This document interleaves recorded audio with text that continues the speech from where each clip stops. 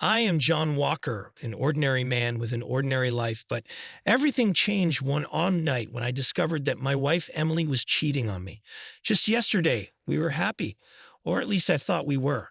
Emily and I had a complete marriage, a warm home, and two wonderful kids, Jack and Lucy. Things began to change when Emily started working late at the marketing company where she worked. I trusted her. I loved her.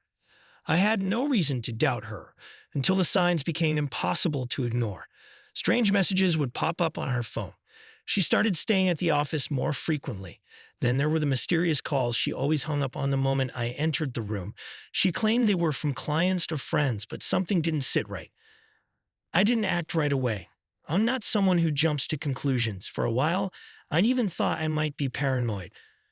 But everything changed one evening when I borrowed her laptop to check a document for work. An email popped up on the screen. Baby, we'll meet tonight. Don't let anyone know. The sender was Alex Monroe, her coworker, a name I had heard too often but never gave much thought. My hands trembled, my heart pounded, the pain, the anger, the shame. They hit me all at once. I stared at the screen in disbelief. When Emily came out of the shower, I confronted her. I couldn't hold it in. You and Alex, right? She froze. The color drained from her face. What are you talking about? Don't lie to me, I snapped. I saw the email. Baby, we'll meet tonight. Don't let anyone know. How many nights, Emily? How many meetings? She stuttered, tried to explain. He's just a friend. Just a coworker, John. You have to believe me. No, I said, not anymore. The walls of our marriage began to crack. I felt betrayed. I had given her everything, my love, my loyalty, my life, and she repaid me with lies. She sat on the bed crying, her head in her hands, but her tears didn't soothe the fire raging in me. I'm sorry, she whispered. I don't know how this happened. He's just... Then you couldn't control yourself. Is that it? I asked. That sentence cut through me like a blade. Why not me? Why him? I turned away, unable to look at her. Part of me wanted to forgive her. She was still the mother of my children. But another part, the part that was broken, knew that we couldn't go back. If you see him again, I warned, I won't forgive you. He will never set foot in this house again. She nodded, her eyes filled with regret, but I had seen enough. In the days that followed, I watched her more closely. I couldn't ignore what I had seen. The trust was gone. She claimed nothing more had happened, but I didn't believe her. She said she was sorry, but I didn't feel it. Then I asked the question I had been dreading. Are you going on that business trip with Alex? She looked stunned. John, what are you saying? Can't you trust me? No, I said. Don't treat me like a fool, Emily. I know what's going on. She stared at me. There was no apology in her eyes, only fear. I realized then that I had lost her. Not just her loyalty, but her love. She was no longer the woman I married. If you continue this relationship, I said, you're not coming back. I won't let you be that kind of example for our children. The days dragged on. I couldn't sleep. I imagined them together. I imagined every lie she told. I knew I had to do something. Not out of revenge, but to protect myself, my dignity, and our children.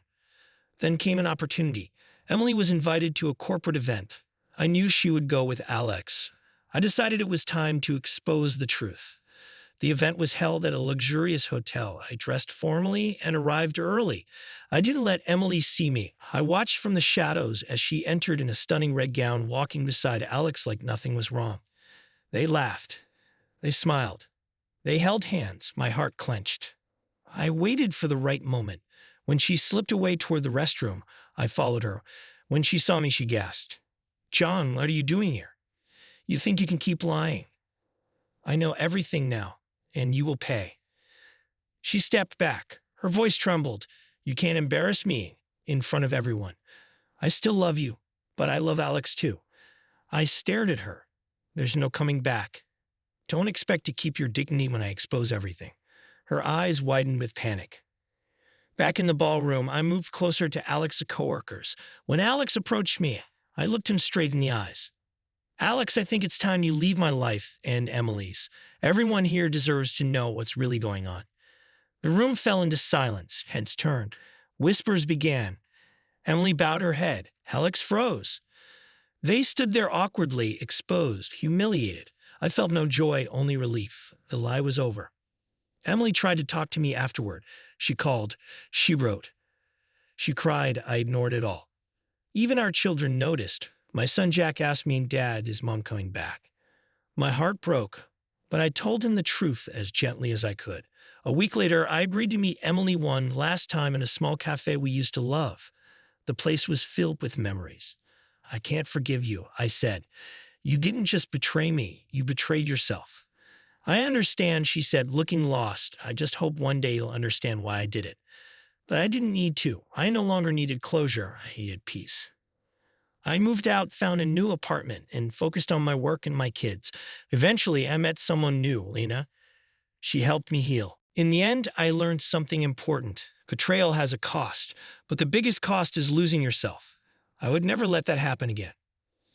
Emily chose her path, and I chose mine. But this time I chose myself. Epilogue. 2 years have passed since that night. Life is different now, calmer, quieter, more honest. Jack and Lucy have adjusted better than I expected. Kids are resilient more than we give them credit for. I see them every week, and every time we're together, I make sure they know one thing. They are loved. No matter what happened between their parents, they are never the reason. As for Lena, she's been a light in my life, patient, gentle.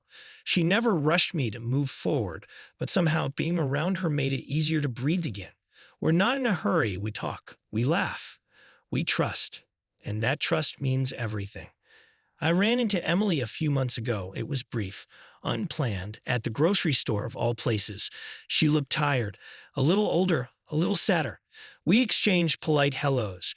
She asked about the kids. I asked about her work. Neither of us mentioned the past. There was nothing left to say. As I walked away, I realized something. I no longer felt anger, just a strange kind of peace.